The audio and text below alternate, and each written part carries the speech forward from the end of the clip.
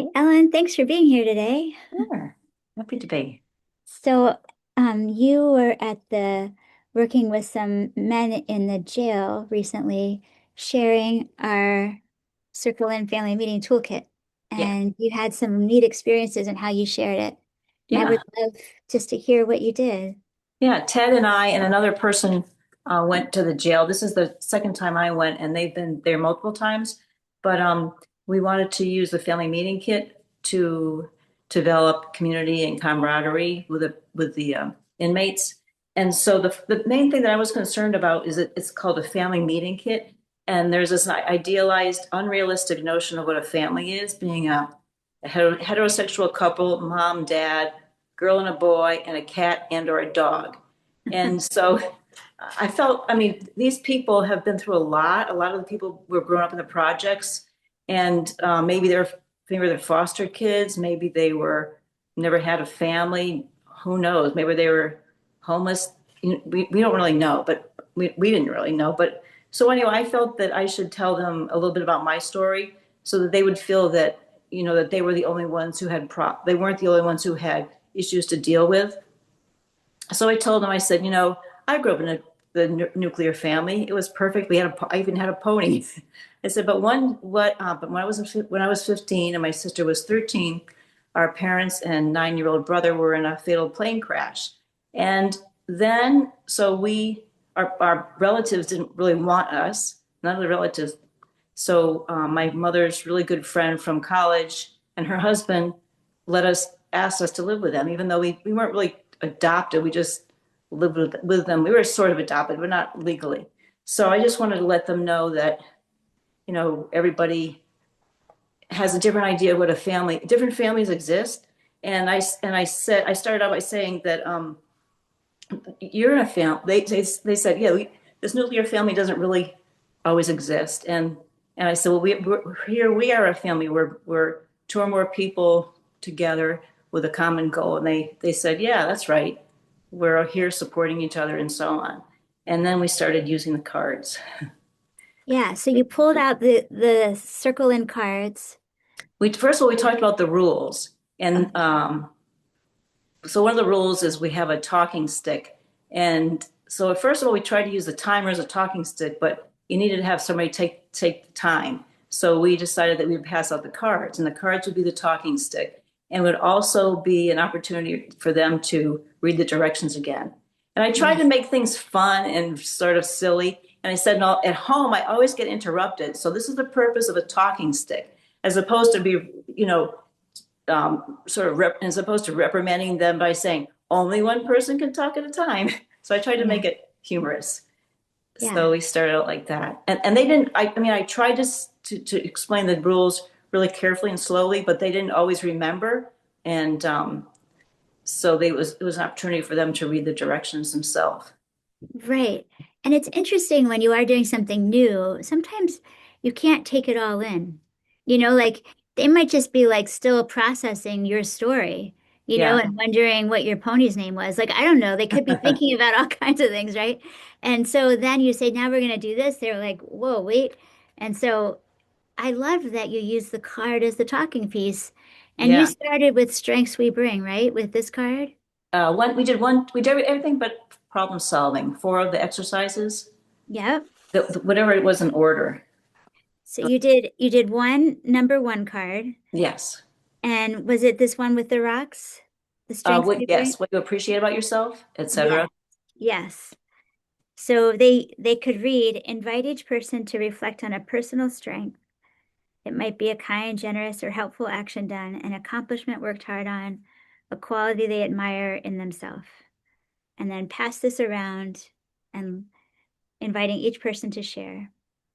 So Yeah. did they have trouble with that, or what was it like? No, I think because I presented a vulnerable side to myself that they were more easy. They're more easygoing about, talking about their problems. Like a lot of people said, the first unit we were in was um, substance abuse, SUD, substance, whatever, abuse unit or whatever. Yeah. Yeah. So anyway, a lot of people said how many days they were sober and things like that. Uh-huh. Or somebody said how they're really grateful to wake up every day, and somebody said they have a really positive look on life, and it was everything they said was very touching. Yeah. And then you did the number two card and you passed that around. Right. Was it the rose thorn bud? Yeah, yeah, that was good. They like Did that. they did? Yeah. Well, yeah, because it was a little hard because you have to think and you have to reveal, but they didn't really seem to mind. I think because they know each other really well. But yeah, Yeah, because in this one you say something positive, a rose, something positive or wonderful, a thorn, something tricky or difficult, and a bud, a new possibility, a hope or a wish. right.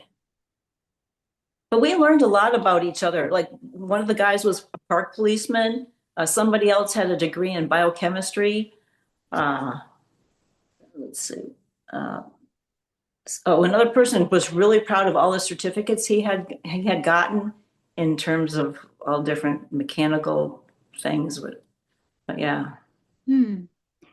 it was Wow. really worthwhile. And then at the very end, Ted said, "Was this useful?" And they seemed to really like it. And they said, "Well, we could use this when we get out with our families." Yeah. Yeah. Yeah. Be kind of cool if everybody gets out and they are given a family meeting kit to like do with their family. Right. Yeah. Maybe that's an idea we could get funded and Yeah, that'd be nice. yeah. Which encouragement question did you do for the number four? Do you Which remember which one?